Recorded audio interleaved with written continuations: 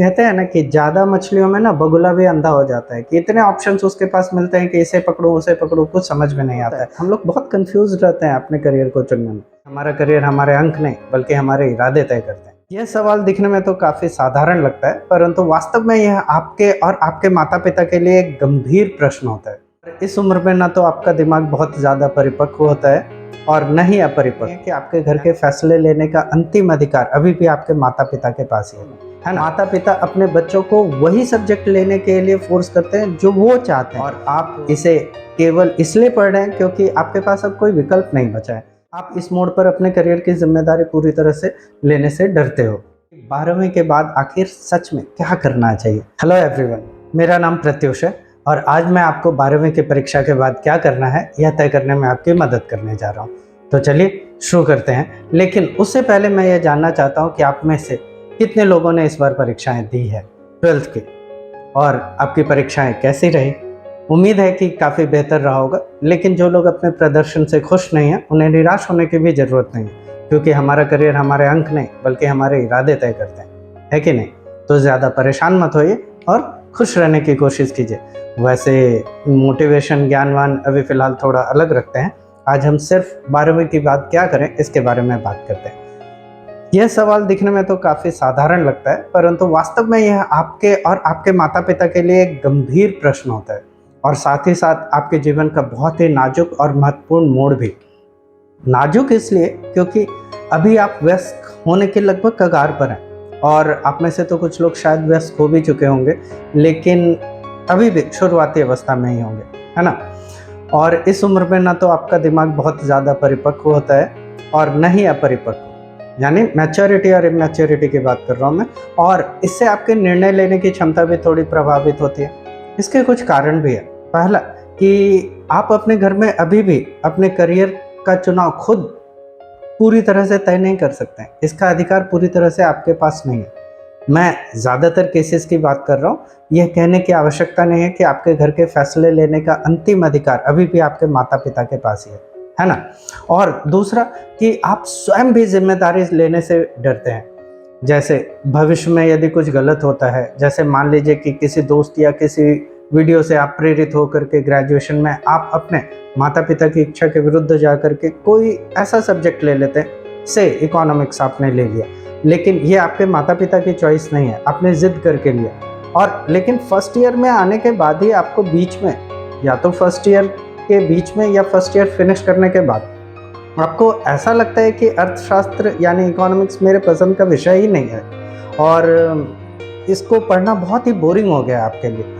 और अब जाकर के आपको एहसास हुआ कि ये तो आपकी रुचि का विषय है ही नहीं, इसे पढ़ने में आपको बिल्कुल भी मज़ा नहीं आ रहा, और जल्दी ये आपको नीरस लगने लगता है, और आप इसे केवल इसलिए पढ़ रहे हैं क्योंकि आपके पास अब कोई विकल्प नहीं बचा है। ऐसा आप में से कई लोगों के साथ हुआ होगा, या हो भी सकता है आगे चल करके। और जब आप अपना विषय बदलना चाहते हैं तो आप ऐसा नहीं कर सकते, क्योंकि आपके अपने माता पिता के मेहनत की कमाई को आप दूर जाते हुए देखते हैं, और सबसे महत्वपूर्ण बात होती है समय की बर्बादी। और जब आप माता पिता के पास जा कर के ये बोलते हैं कि मैं विषय को चेंज करना चाहता हूँ, तो वो इसके लिए वो आपको रिस्पॉन्सिबल ठहराएंगे। इसलिए भी आप इस मोड़ पर अपने करियर की जिम्मेदारी पूरी तरह से लेने से डरते हो, है ना। ऐसा अक्सर होता है, और आपके निर्णय लेने की क्षमता यानी कि डिसीजन मेकिंग एबिलिटी जो है ना, ये तब और भी कमज़ोर होती है जब आप इंजीनियरिंग या मेडिकल जैसे एंट्रेंस एग्ज़ाम की तैयारी कर रहे हो, और उसको एग्ज़ाम को अभी आपने दिया है और वो एग्ज़ाम आपके आशा के अनुरूप गया ही नहीं है, बहुत ही ख़राब गया है। ऐसी स्थिति में आप बिल्कुल भी आश्वस्त नहीं हो कि आपका किसी आईआईटी या किसी अच्छे एनआईटी कॉलेज में होगा। तो ऐसी स्थिति में जब आपको अपने करियर के चॉइस करने की बात आती है, खास करके 12th के बाद आखिर आपको क्या करना है, तो अगर आप बोलते हो कि मुझे ये करना है, तो इसके लिए आपको थोड़ा सा परिश्रम करना पड़ता है, यानी कि आपके डिसीजन लेने की एबिलिटी जो है ना वो थोड़ी प्रभावित होती है, और आप इस तरह के रिस्पॉन्सिबिलिटी को लेने से डरते हो। और कभी कभी तो आपके परिवार की खराब फाइनेंशियल कंडीशन भी आपके डिसीजन लेने की कैपेसिटी को हैम्पर करती है और नेगेटिवली इन्फ्लुएंस करती है, क्योंकि आप डिसीजन कुछ और लेना चाहते हो, किसी कोर्स में एडमिशन लेना चाहते हो, लेकिन उसमें पैसे बहुत ज़्यादा लग रहे होते हैं। तो ऐसी स्थिति में आप ऐसे डिसीजंस को लेने से बचते हो। अगर हम अभिभावकों की बात करें तो वो भी असमंजस में रहते हैं, क्योंकि वो खुद भी अलग अलग तरह के विषय, अलग अलग तरह के सब्जेक्ट और उससे रिलेटेड करियर के क्या प्रॉस्पेक्ट्स हैं उससे ज़्यादातर अनजान होते हैं। करियर संबंधी विषय के प्रति उनकी जागरूकता मुख्य रूप से कौन से विषयों पर होती है, कौन से सेगमेंट्स पर होती है, इंजीनियरिंग, मेडिकल, सीए या इसी तरह से कुछ सामान्य परीक्षाएं जो कि गवर्नमेंट से रिलेटेड है, जैसे कि बैंकिंग वगैरह हो गए। लेकिन कभी कभी माता पिता काफ़ी प्रगतिशील भी होते हैं और वो आपको अपने करियर के बारे में खुद निर्णय लेने की पूरी आज़ादी देते हैं, पर यह आपको और भी भ्रमित करता है।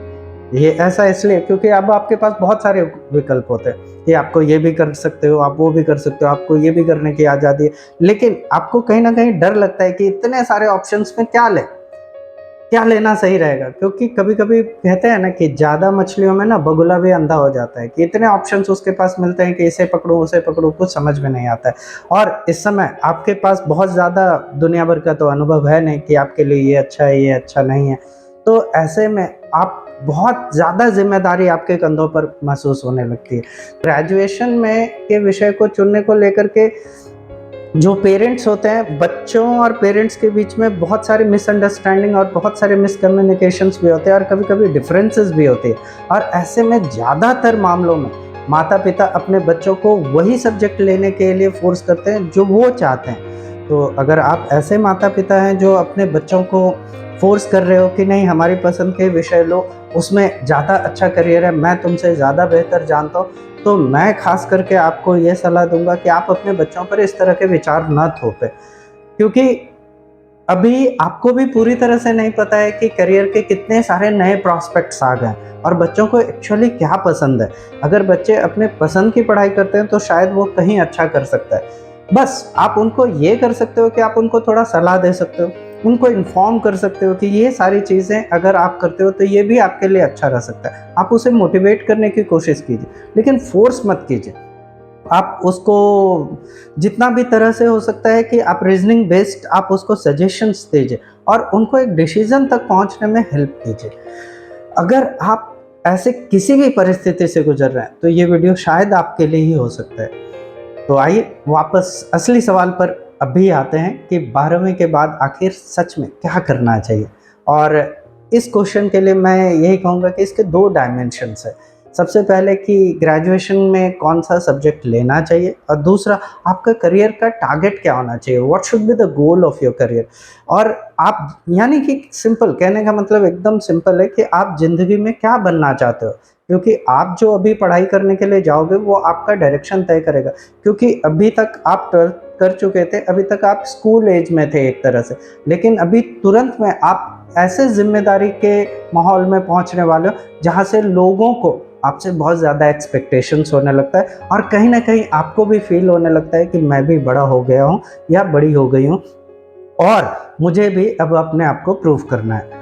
तो ऐसे में मैं आपको ये सुझाव दूंगा कि आने वाले समय में आप सबसे पहले कोई भी डिसीजन तक पहुंचने में कि ग्रेजुएशन में आपको कौन सा सब्जेक्ट लेना है, इसके लिए आप सबसे पहले एक बेसिक सा सवाल कीजिए कि आप जो पढ़ाई करने वाले हो उसका उद्देश्य क्या है, उसका ऑब्जेक्टिव्स क्या है। और सब कुछ ये दिखने में बहुत ही सिंपल और बहुत ही साधारण सा प्रश्न लगता है और घिसा पिटा प्रश्न लगता है, लेकिन आप मानिए मेरी बात, ये सबसे इम्पॉर्टेंट क्वेश्चन है और यही उत्तर अगर आपको चुटकी बजाते हुए ही मिल जाता है तो आप बहुत सही रास्ते पर है। तब तो आपको पता है कि आपको क्या करना चाहिए ग्रेजुएशन। लेकिन अगर आपको आंसर तुरंत में नहीं मिलता है तो क्या। लेकिन दुर्भाग्य से हमें अधिकांश लोग इतने भाग्यशाली नहीं होते। इसका उत्तर बहुत सारे लोगों को चुटकी बजाते हुए नहीं मिलता है। कई बार करियर के प्रति जो हमारा दृष्टिकोण होता है वो आमतौर पर स्पष्ट नहीं होता है और ज़्यादातर समय ये धुंधला ही होता है कि आगे क्या करना है हमें। तो अगर ऐसी स्थिति से आप गुजर रहे हो कि थोड़ी बहुत ही चीज़ें आपको पता है कि हाँ हमारा टारगेट ये भी हो सकता है, हमारा टारगेट ये भी हो सकता है, लेकिन एग्जैक्टली नहीं पता है, तो अब आगे क्या करना है। अगर आप भी इन्हीं सारे लोगों में से तो चिंता मत कीजिए, ये वीडियो आपको काफ़ी हद तक हेल्प करेगा आपको डिसीजन मेकिंग तक ले जाने में। और शायद आपको पता नहीं है कि ज़्यादातर हम लोग जो जब भी करियर के बारे में बात करते हैं, करियर के चुनाव की बात होती है, तो हमारी जो ये सामाजिक कंडीशनिंग है, जो सोशल कंडीशनिंग है, ये तय करता है कि हमें क्या करना है क्या नहीं करना है। एक्चुअली हम जो बनना चाहते हैं वो हम खुद से, वो हम सोचते भी नहीं। वो बचपन में कभी सपने देखा करते थे कि हमें तो ये बनना है, हमें इस तरह की चीज़ें करनी है। लेकिन जैसे जैसे हम बड़े होते जाते हैं तो समाज में देखते हैं कि कौन से लोगों को ज़्यादा सम्मान मिल रहा है, कौन से लोगों को ज़्यादा आदर सत्कार मिल रहा है, और किन के पास पावर कैसा है, किन की लाइफस्टाइल कैसे, उनको देख कर के फिर हम बनना डिसाइड करते हैं कि हमें तो ये बनना है। तो एक्चुअली जो हम बचपन में जो सपना देखते हैं वो तो हम भूल ही चुके होते हैं।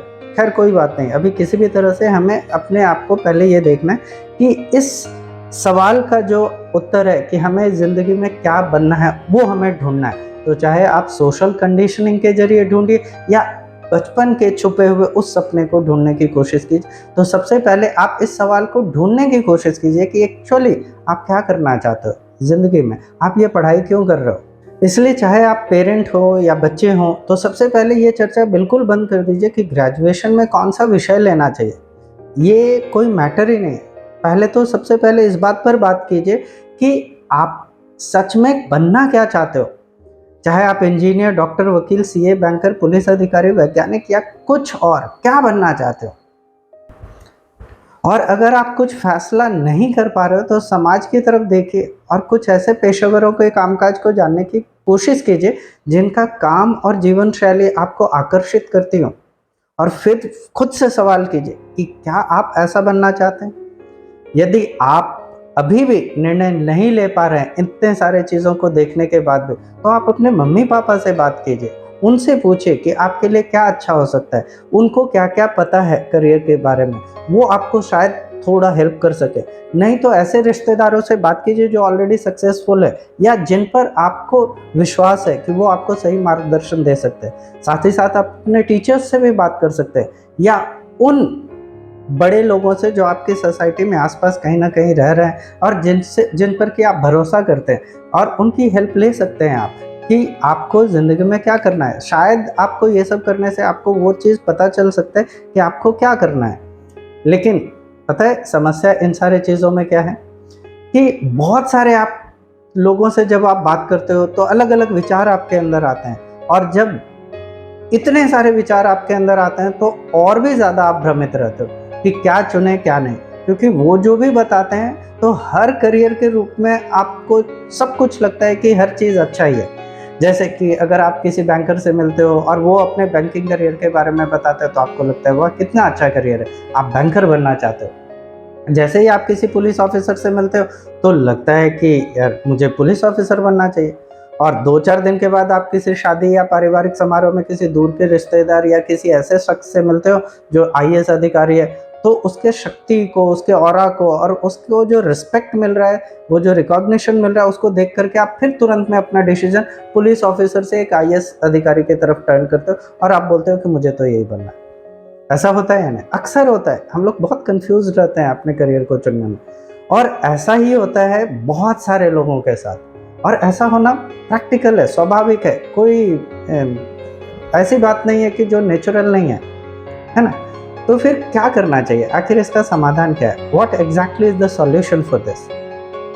तो देखिए, अगर आपको आपका लक्ष्य नहीं पता है ना, और नहीं ये क्लियर है, तो समय समय और अगर समय समय पर आपका मन भटकता भी रहता है, तो सबसे पहले अपने करियर के बारे में सोचना बिल्कुल छोड़ दीजिए। तो देखिए, अभी थोड़ी देर पहले मैं आपसे बोल रहा था सबसे पहले करियर के बारे में सोचिए, और उसके बाद अभी बोल रहा हूँ कि आपको अपने करियर के बारे में सोचना बंद कीजिए। एग्जैक्टली, आपने बिल्कुल सही सुन रहे हो। ये इसलिए क्योंकि शुरुआत में आपको क्या कहा मैंने कि अगर आपको अपने करियर के बारे में पता है या अपने पेरेंट्स वगैरह से बात करके, अपने सोसाइटी में बात करके आपको ये पता चल जाता है कि आपको क्या करना है, तब तो वेल एंड गुड। लेकिन इसके बावजूद भी आपका मन भटकता रहता है और अभी भी ये क्लैरिटी आपके मन में नहीं है आपको क्या करना है, तो कुछ मत सोचिए, अपने करियर के बारे में बिल्कुल मत सोचिए। सबसे पहले सब्जेक्ट के बारे में सोचिए कि जो आपको +2 के बारे में लेना है।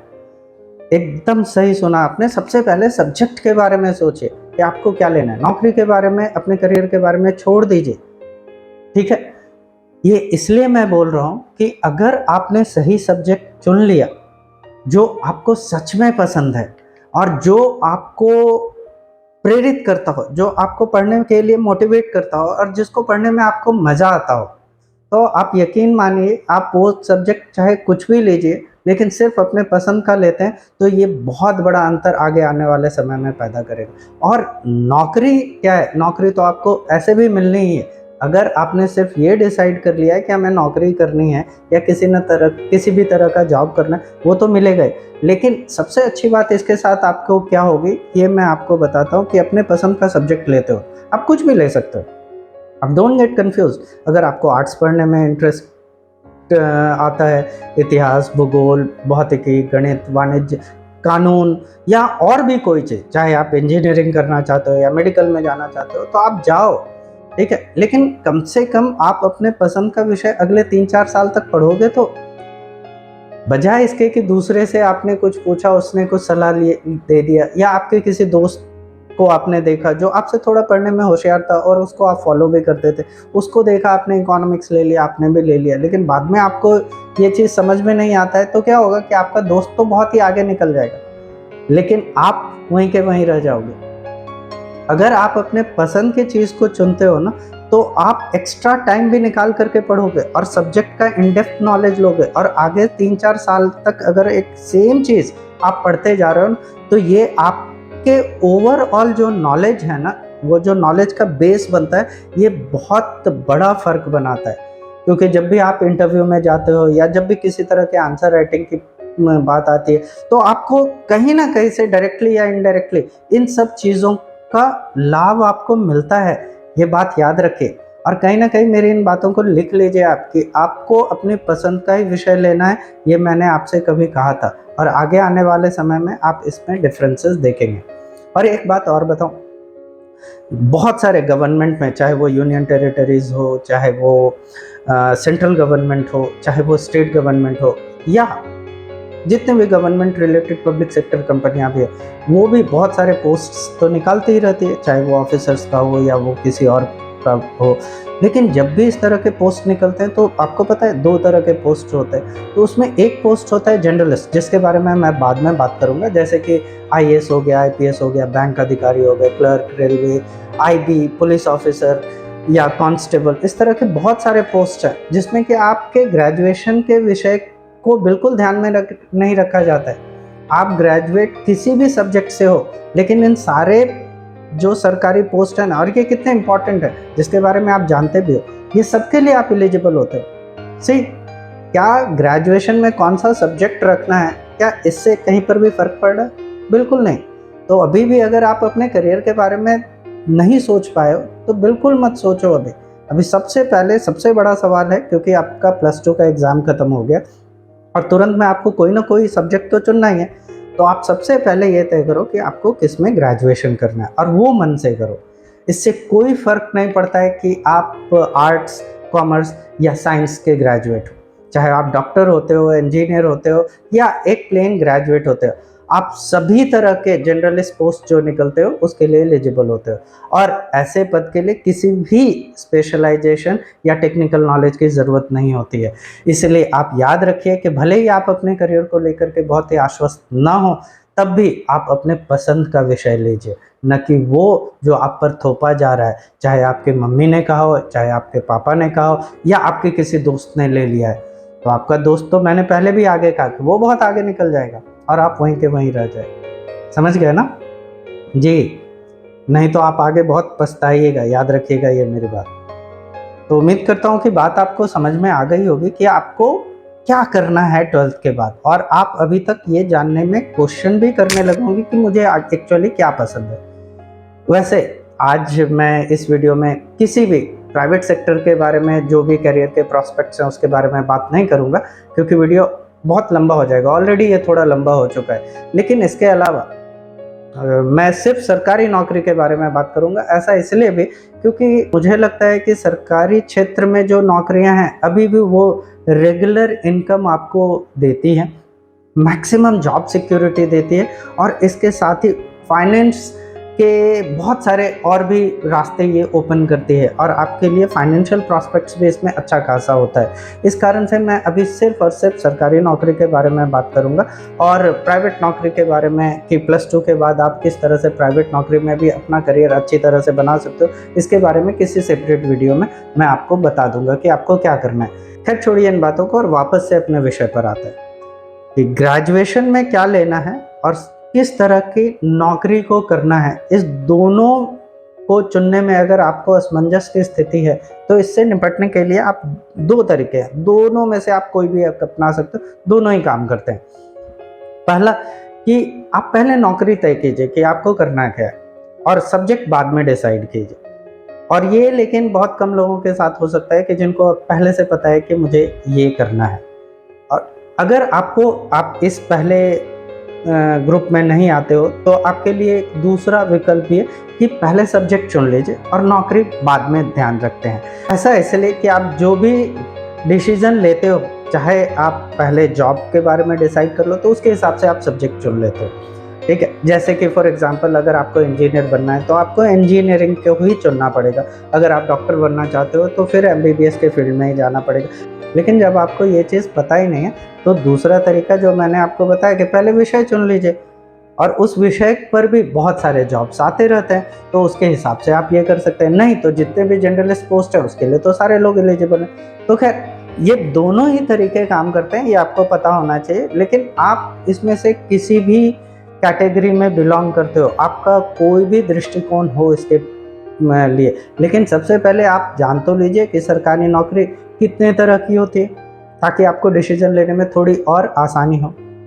तो सबसे पहले मैं आपको बता दूं कि सरकारी नौकरियां मूलतः 2 प्रकार की होती है, एक तो जनरलिस्ट और दूसरा स्पेशलिस्ट। जनरलिस्ट वो नौकरियां होती है जिसके लिए कोई भी ग्रेजुएशन का डिग्री जो होता है वो मान्य होता है। यानी कोई भी ग्रेजुएट हो, चाहे आपने आर्ट्स से किया हो, साइंस से किया हो, कॉमर्स से किया हो या लॉ से किया हो, आप हर उस जॉब के लिए एलिजिबल हो जो जनरलिस्ट पोस्ट में आता है। जैसे कि IAS ऑफिसर, IPS ऑफिसर, कोई भी पुलिस इंस्पेक्टर या बैंक की नौकरी हो गई। इस तरह के जॉब्स के लिए आपको किसी भी स्पेशलाइजेशन की ज़रूरत नहीं है। जबकि जो स्पेशलिस्ट पोस्ट यानी कि विशेषज्ञ पद जो जिसको कहते हैं, वो वही कर सकते हैं जो किसी खास सब्जेक्ट में स्पेशलाइज्ड है। फॉर एग्जांपल मैं आपको बताता हूँ कि अगर आप मेडिकल ऑफिसर बनना चाहते हो कि किसी भी हॉस्पिटल में, तो आपको कम से कम MBBS की डिग्री होनी चाहिए। अगर कोई आर्ट्स का स्टूडेंट है और वो उससे ग्रेजुएट है तो वो इस फॉर्म को फिल नहीं कर सकता है। तो ये स्पेशलाइज्ड पोस्ट्स होते हैं जिसको कि हम लोग स्पेशलिस्ट कहते हैं। इसी तरह से अकाउंटेंट, राजभाषा अधिकारी, इंजीनियर, साइंटिस्ट, ये सब कुछ स्पेशलिस्ट पोस्ट्स हैं।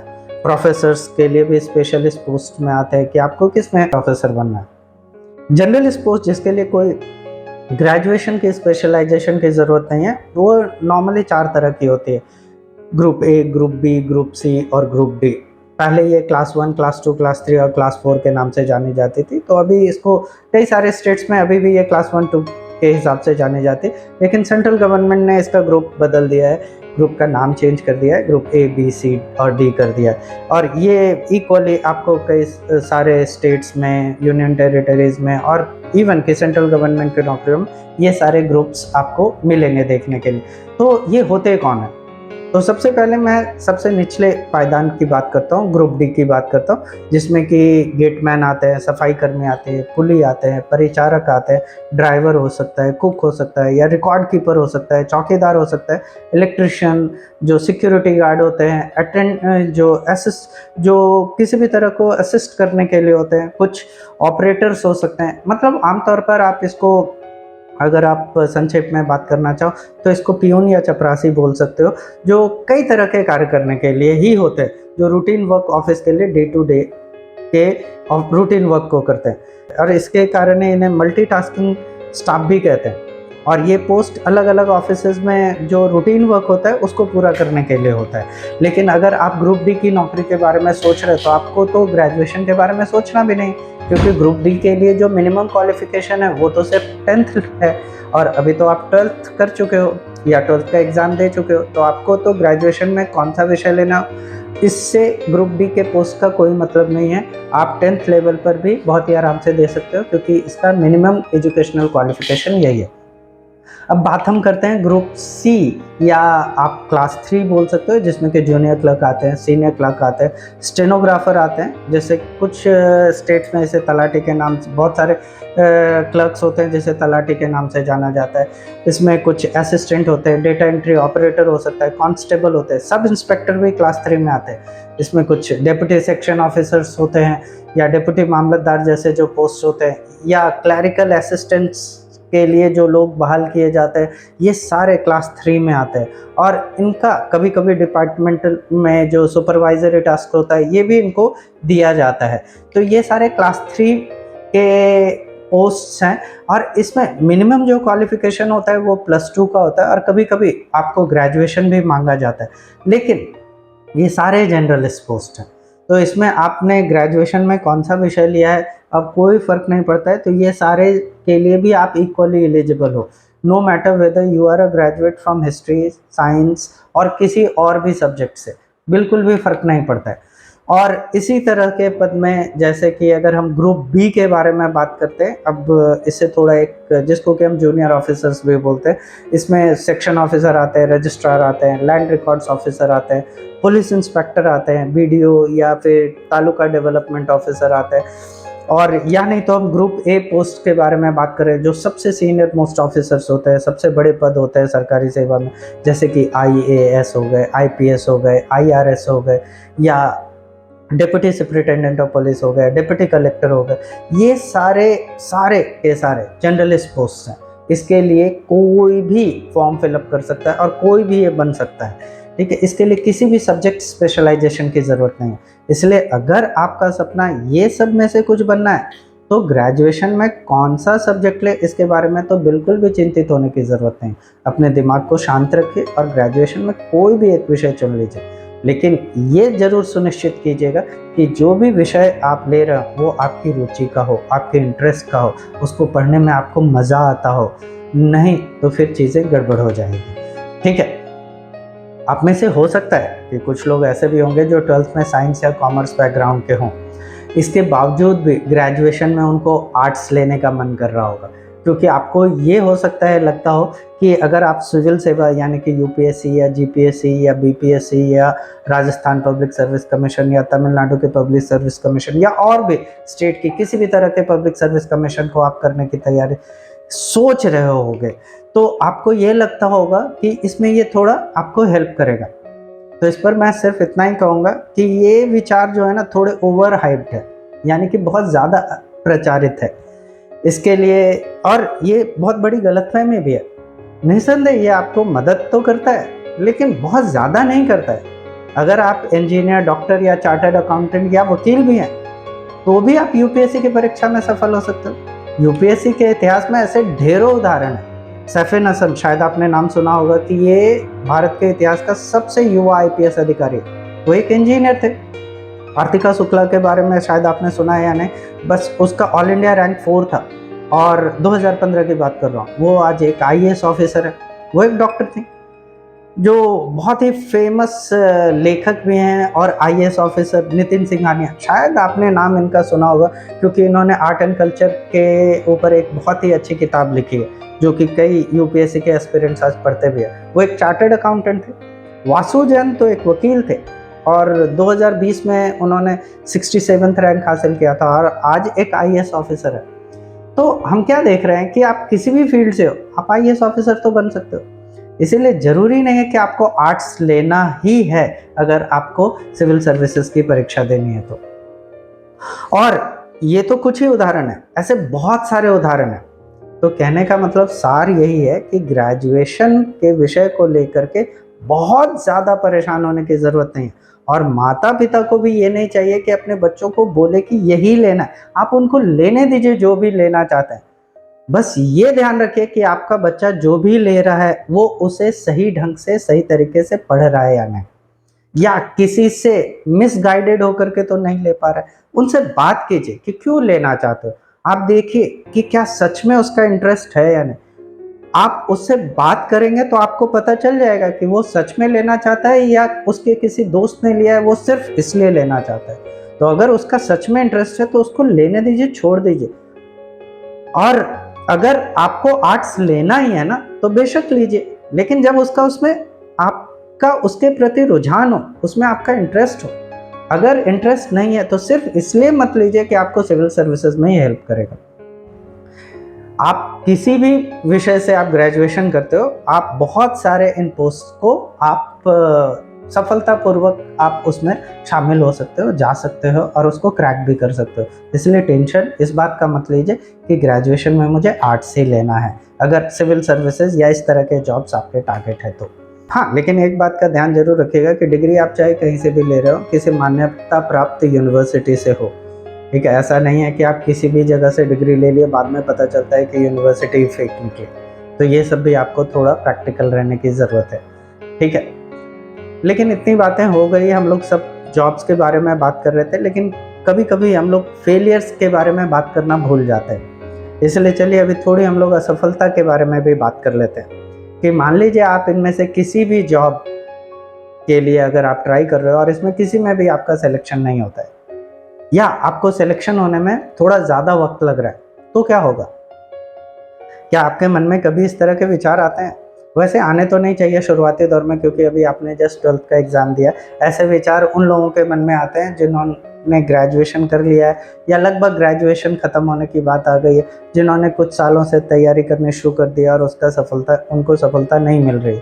ऐसे नकारात्मक विचार आते हैं। लोग कहते हैं कि ये विचार नकारात्मक है, लेकिन ऐसा नहीं है कि ये सारे विचार नकारात्मक होते हैं। ये व्यवहारिक विचार हैं, क्योंकि आपको कब एग्जिट करना है किसी जगह से ये भी आपको पता होना चाहिए। सिर्फ आपने मोटिवेशनल वीडियोस वगैरह देख करके सिर्फ ये सीखा है कि नहीं मुझे कोशिश करते रहनी चाहिए, कोशिश करना, अवश्य आपको कोशिश करनी चाहिए, लेकिन एट द सेम टाइम आपको ये भी सोचना चाहिए कि अगर मान लीजिए समय निकलता जा रहा है, उम्र बीतती जा रही है, आपको ये भी सोचना पड़ेगा अगर नहीं हुआ तो क्या करें। ठीक है, असफलताएं तो होती है और ये वास्तविकता भी है। हर बार किसी का चयन सरकारी नौकरी के लिए हो ही जाए ऐसा भी जरूरी नहीं है, और हमें ये चीज़ स्वीकार करनी चाहिए, इससे हमें दूर नहीं भागना चाहिए, लेकिन इसके बारे में बहुत ज़्यादा चिंता नहीं करनी चाहिए। नकारात्मकता तो तब होती है जब हम उम्मीद खो देते हैं और प्रयास करना बंद कर देते हैं। इसीलिए आपको प्रयास करना है और प्रयास करते रहना चाहिए, लेकिन तब क्या, जब आपके अटेम्प्ट्स ही खत्म हो जाए। जैसे यूपीएससी जैसे एग्जाम को देने के लिए आपके पास, अगर आप ओपन कैटेगरी से बिलोंग करते हो तो 6 अटेम्प्ट्स होते हैं, अगर ओबीसी से बिलोंग करते हैं तो 9 अटेम्प्ट्स होते हैं। मान लीजिए आपके अटेम्प्ट्स ही खत्म हो जाए तो भी चिंतित होने की जरूरत नहीं है। अरे कोई एक बड़ा एग्जाम का अटेम्प्ट खत्म हो गया या एक एग्जाम का अटेम्प्ट खत्म हो गया तो आपकी जिंदगी थोड़ी ना खत्म हो जा रही है। आपके जीवन में अभी भी बहुत सारे विकल्प होते हैं, हमें बस एक्सप्लोर करने की जरूरत होती है। आप अपनी तैयारी के साथ साथ मास्टर्स और पीएचडी भी कर सकते हैं तैयारी के दौरान ही, और किसी कॉलेज या विश्वविद्यालय में आप रिसर्चर बन सकते हैं, प्रोफेसर बन सकते हैं, और आप पढ़ाई के दौरान ही सीटेट जैसे एग्जाम या बीएड के एग्जाम्स के लिए भी आप तैयारी कर सकते हैं, और साथ ही साथ आप इसको भी कैरी ऑन कर सकते हैं, साथ ही आप कॉम्पिटिटिव एग्जाम्स की भी तैयारी कीजिए। ऐसे में आपके रेज्यूमे या आपकी सीवी जो है वो और ज़्यादा इफेक्टिव दिखती है और आपके जॉब के अपॉर्चुनिटी भी बढ़ जाती है ना। इसके अलावा बहुत सारे और भी ऑप्शंस हैं, लेकिन और ऑप्शंस के बारे में मैं बाद में बाकी दूसरे वीडियोस में मैं बनाऊंगा, जिसमें कि मैं सब्जेक्ट स्पेसिफिक पर लेकर के आपसे बात करूंगा कि कौन सा सब्जेक्ट अगर आप ग्रेजुएशन में लेते हो तो उसमें रोजगार के कौन कौन से अवसर है। रोजगार यानी कि मैं ज़्यादातर बात करूंगा कि पब्लिक सेक्टर में आपके कौन कौन से रोजगार हों, प्राइवेट सेक्टर की भी बात करूंगा, लेकिन मेरा फोकस ज़्यादा होगा कि सरकारी क्षेत्र में आप कैसे, कौन से विषय को लेकर के आप क्या कर सकते हैं। ठीक है, लेकिन इसके लिए सेपरेट मैं वीडियो बनाने की कोशिश करूंगा। ठीक है, तो संक्षेप में मैं सारी बातों को समेटते हुए बस एक ही बात कहना चाहता हूँ कि अगर आप जनरलिस्ट पोस्ट के लिए अपने आप को तैयार कर रहे हो, IAS, IPS, state public service commission, bank, police officer, तो आपको ग्रेजुएशन में सब्जेक्ट की चिंता बिल्कुल नहीं करनी चाहिए, वही लेनी चाहिए जो आपका मन कहता है, जिससे पढ़ने में आपको बहुत मज़ा आता है। किसी दूसरे के बात में आकर के कोई भी सब्जेक्ट मत लीजिए। ठीक है। और एक बात याद रखिएगा कि हर अपना सब्जेक्ट का एक अवसर जरूर होता है, इसीलिए आप सब्जेक्ट कोई भी लो, उसका अपॉर्चुनिटी ज़रूर है, जो हम आगे आने वाले समय में आपको वीडियो में बताएंगे। इसके अलावा अगर आपको किसी भी तरह का क्वेश्चन पूछना है, सलाह लेना है, चाहे मार्गदर्शन लेना है, चाहे गाइडेंस लेना है, तो बेझिझक आप हमारे साथ एक कप चाय या कॉफ़ी के लिए अपॉइंटमेंट बुक कीजिए। हाँ, बिल्कुल मुफ्त है ऑफ कोर्स। तो धन्यवाद और आप अपना ख्याल रखें।